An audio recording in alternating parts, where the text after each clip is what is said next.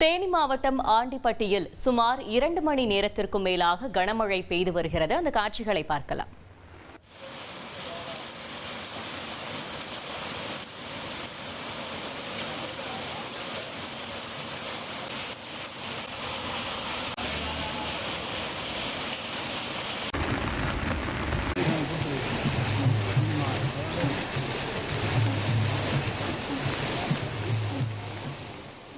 இது பற்றிய மேலும் விவரங்களை செய்தியாளர் பாண்டியன் வழங்கிட கேட்கலாம். பாண்டியன், வணக்கம். மேலும் தகவல்களை சொல்லுங்க. வணக்கம். தேனி மாவட்டத்தில் வழக்கத்திற்கு முன்பாகவே தென்மேற்கு பருவக்காற்று வீச தொடங்கிய போதும் கோடை வெப்பத்தின் தாக்கம் குறையவே இல்லை. பகல் நேரங்களில் மக்கள் நடமாட்டம் இதன் காரணமாக குறைவாக காணப்படுகிறது.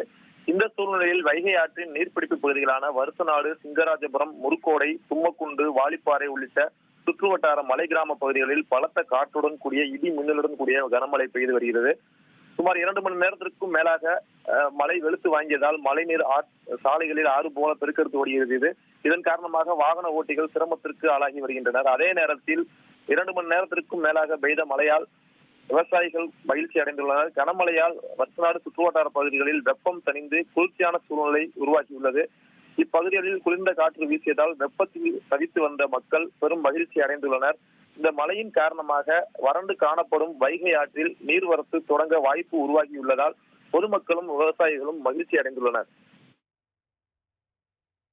தகவல்களுக்கு நன்றி பாண்டியன். உங்கள் தந்தி ஒன் தொலைக்காட்சியில் கால பைரவன் தினமும் காலை 8 மணிக்கு காண தவறாதீர்கள்.